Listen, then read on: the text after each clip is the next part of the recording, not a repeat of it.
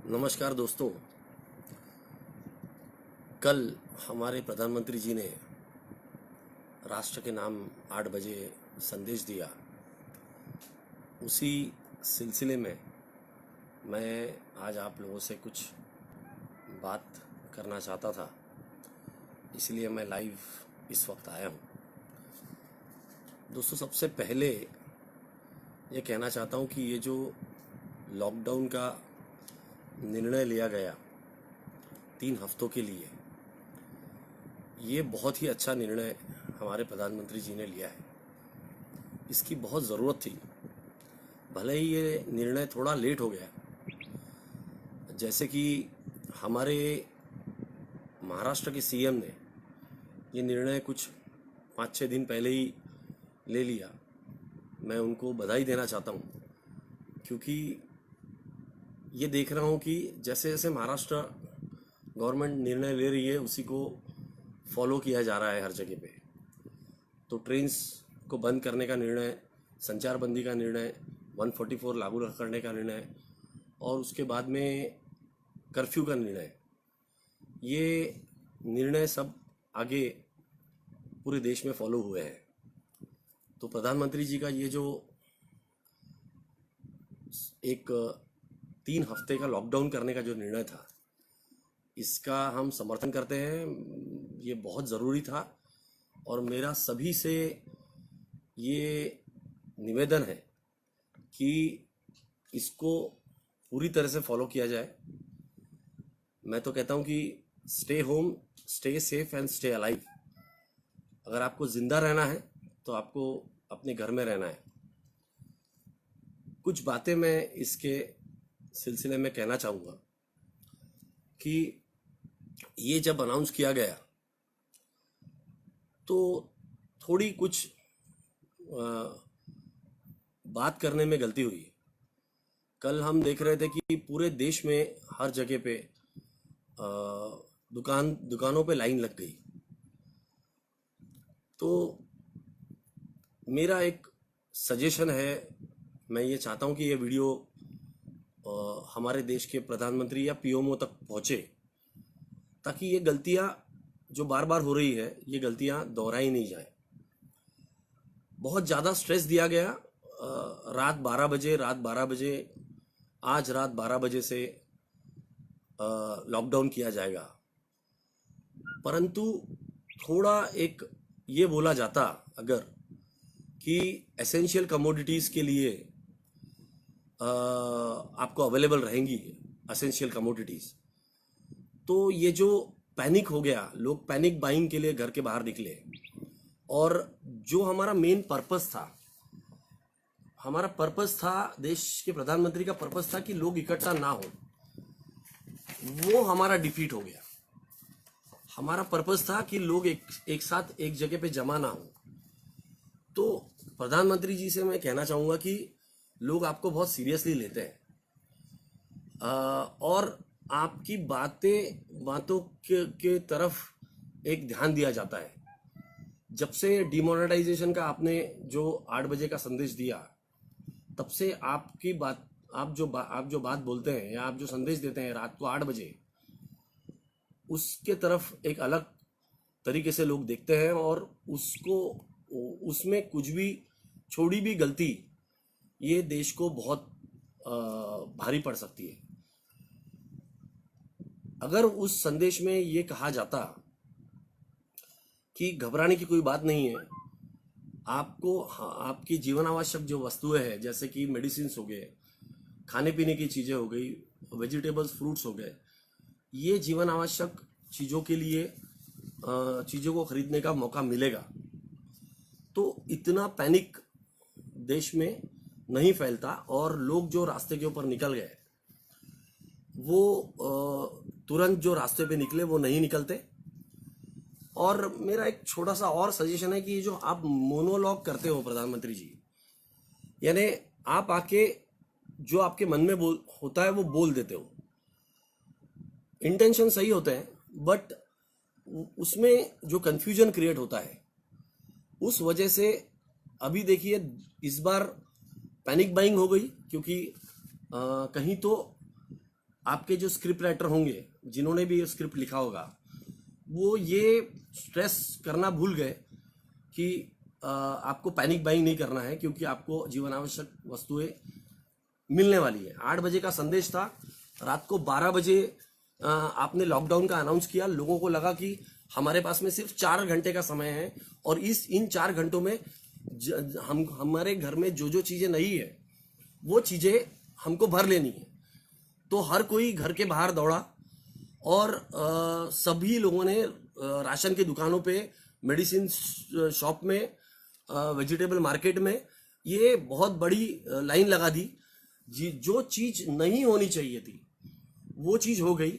लोग एक दूसरे से टकराए, लोग एक दूसरे से मिले। उस वजह से जो हम कोरोना वायरस को से जो चीज से बचाव चाहते थे वो चीज वहां हो गई।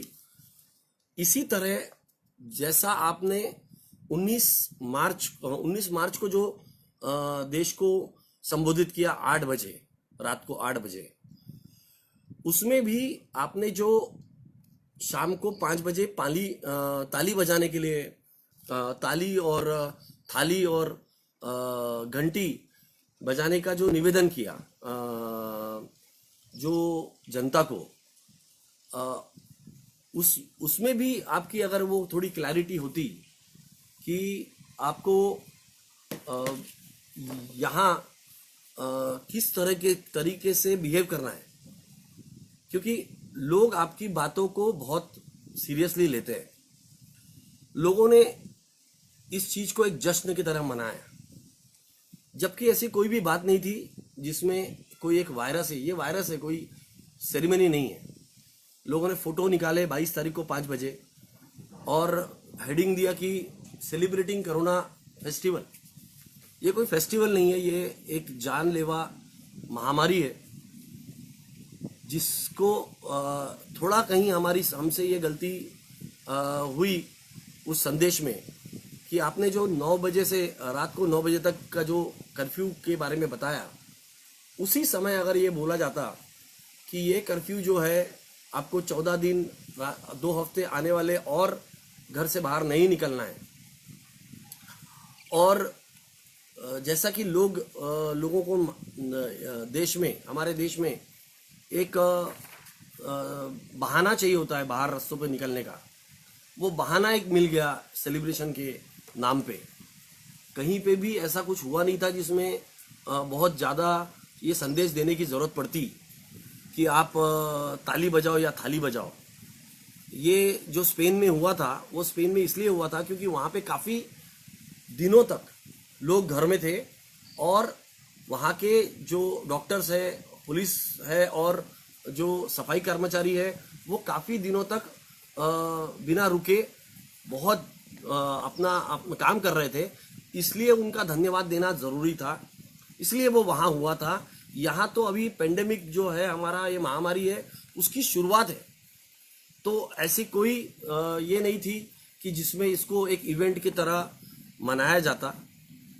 मेरा सजेशन, मेरा निवेदन आपसे है कि आप प्रेस कॉन्फ्रेंस किया करें, ताकि जो छोटी मोटी जो कंफ्यूजन है, वो कंफ्यूजन हमारे जर्नलिस्ट आपसे प्रश्न पूछ के उसको क्लैरिफाई कर सकते हैं।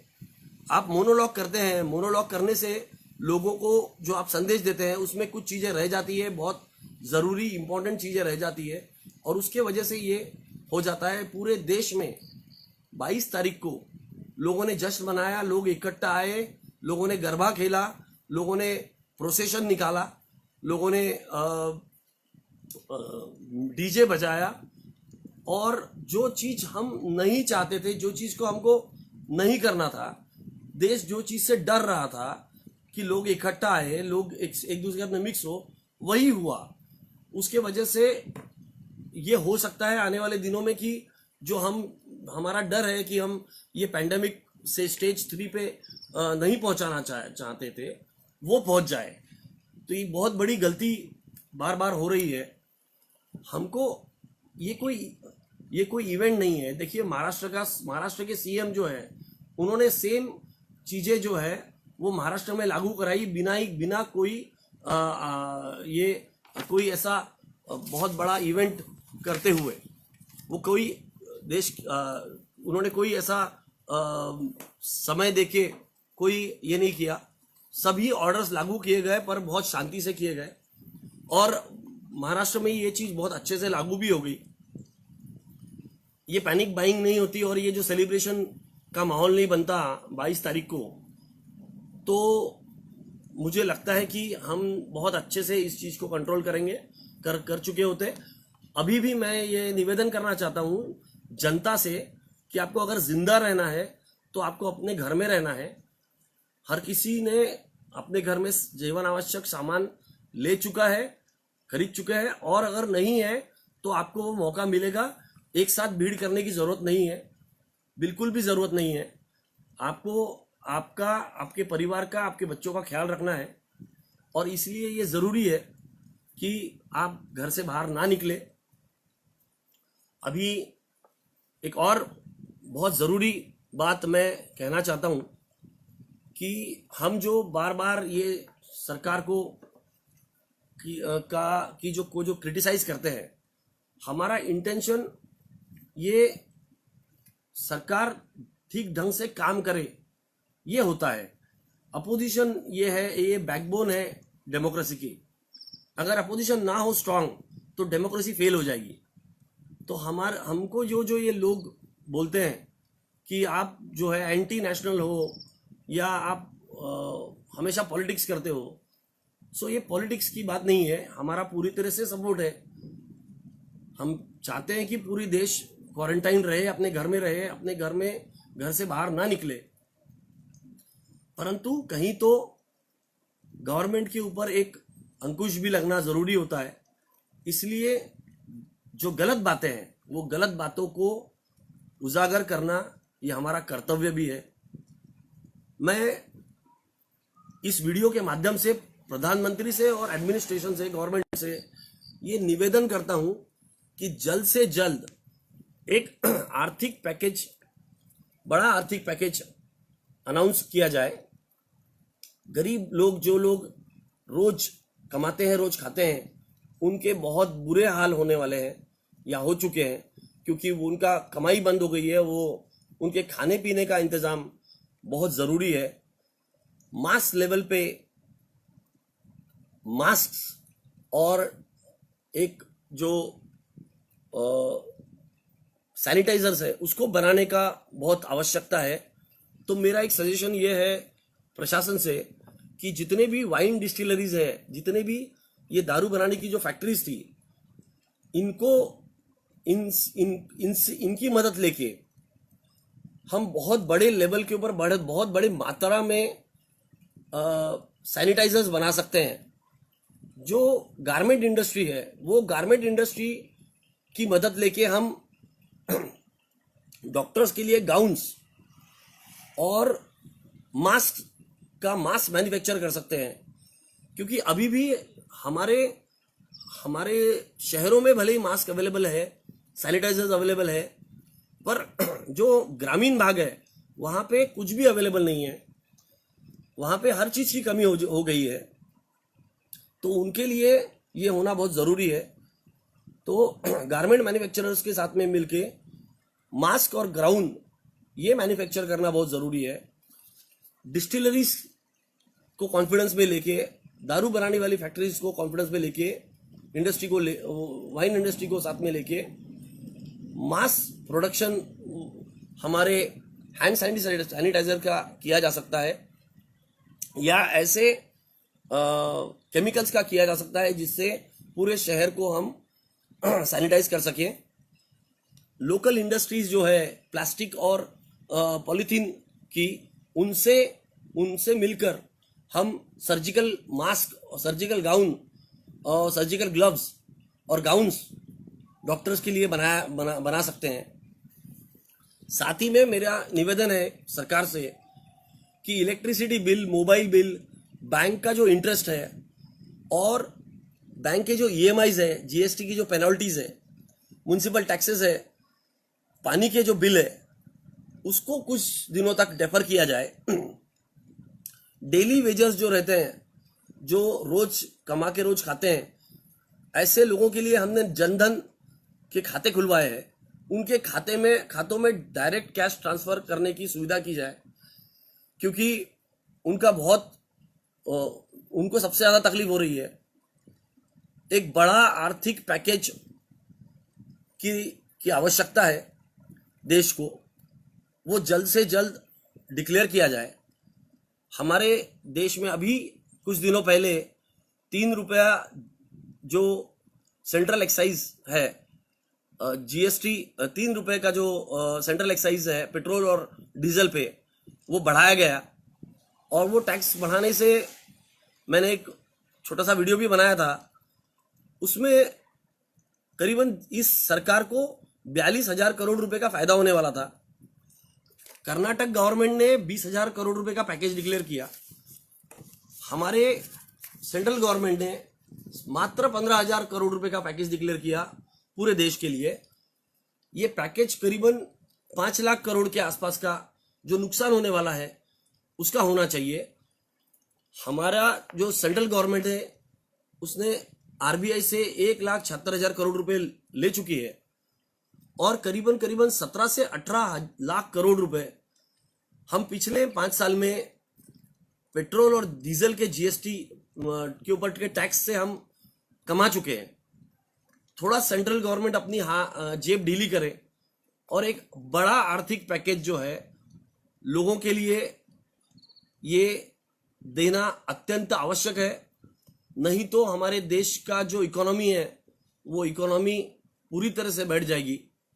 पहले ही इकोनॉमी कुछ अच्छी नहीं चल रही है। कुछ आर्थिक डिसीजंस जो थे गवर्नमेंट के, जैसे कि नोटबंदी, जिसको अभी भी काफी लोग जस्टिफाई भी करते हैं, इसके वजह से हमारी इकोनॉमी को बहुत बड़ा नुकसान हुआ है। तो कहीं ये आर्थिक पैकेज की बहुत जरूरत है। एक छोटी सी गलती भी मैं गवर्नमेंट की बताना चाहता हूं।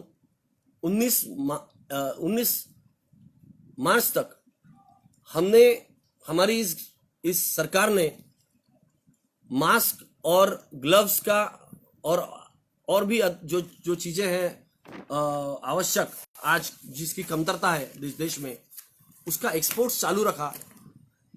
हमने चाइना को भी मास्क सप्लाई किए, पर आज हमारे देश में इतना बड़ा शॉर्टेज है।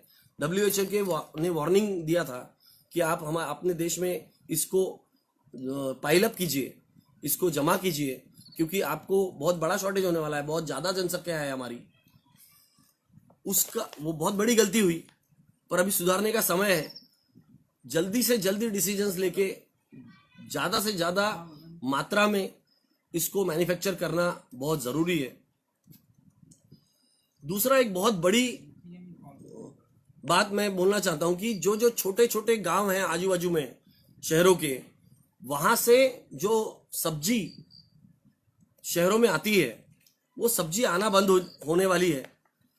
कहीं तो उन गांव के जो गाड़ियां लेके आते हैं उनके अंदर डर है कि अगर हम शहरों में जाएंगे तो हमको कोरोना वायरस हो जाएगा, इसलिए उन गांवों ने सब्जी देना बंद कर दिया है।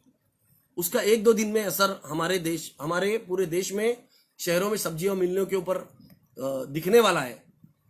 प्रशासन से निवेदन है कि वो सब्जियों को लाने के लिए हमारा जो इंफ्रास्ट्रक्चर है, गाड़ियों का, जो ट्रांसपोर्ट का, उसको यूज किया जाए और एक ऐसा मैकेनिज्म बनाया जाए जिससे हम हर रूट पे सब्जियां कलेक्ट कर सके अलग अलग गांव से, ताकि सब्जियों का और एसेंशियल कमोडिटीज का शॉर्टेज इन 21 दिनों में देश को ना देखना पड़े, एक पैनिक लोगों के अंदर ना फैले। ग्रेन्स, ग्रोसरीज यानी अनाज किराना लोगों ने ले लिया है, सब्जियां ये जरूरी होती है, सब्जियां और फल ये जरूरी होते हैं, इसका कहीं शॉर्टेज नहीं हो जाए, ये देखना जरूरी है। मेरा ये वीडियो जो है ज़्यादा से ज़्यादा शेयर करें। मेरी ये जो सजेशन है कि जो प्रधानमंत्री जी 8 बजे जो संदेश देते हैं, एक तरीके से जो मोनोलॉग होता है, मैं चाहता हूं कि ये जो कन्फ्यूजन हमेशा होता है, ये कन्फ्यूजन आगे ना बना रहे, इसलिए ये प्रेस कॉन्फ्रेंस के रूप से किया जाए, ताकि जो गलतियों की वजह से जो एक कंफ्यूजन क्रिएट हो जाता है, और जो बार बार ये हुआ है कि 5 बजे लोगों ने कोरोना फेस्टिवल सेलिब्रेट किया और कल जो पैनिक बाइंग के लिए लोग बाहर निकल जाए, ऐसे और भी संदेश दिए जाएंगे आने वाले दिनों में। वो संदेश जो है वो प्रेस कॉन्फ्रेंस के रूप में दिया जाए, ताकि उसमें जो लैकुना है वो लैकुना लोगों के जो प्रश्न पूछे जाएंगे उससे वो लैकुना खत्म हो जाए, जो उसमें जो डाउट है वो डाउट खत्म हो जाए, और लोगों तक बात संदेश पूरा ढंग से पहुंचे और लोग उसको अच्छे से फॉलो कर सके। ये कठिन समय है देश के लिए। इस कठिन समय में हम सरकार के साथ में खड़े हैं और पूरी मजबूती से खड़े हैं। ये कहते हुए मैं अपने 2 शब्द समाप्त करता हूं। इस वीडियो को ज़्यादा से ज़्यादा शेयर करें, और जो सजेशंस मैं खुद से गवर्नमेंट को और प्रशासन को देना चाहता था, उसको गवर्नमेंट तक पहुंचाने की मुझे सहायता करें। धन्यवाद।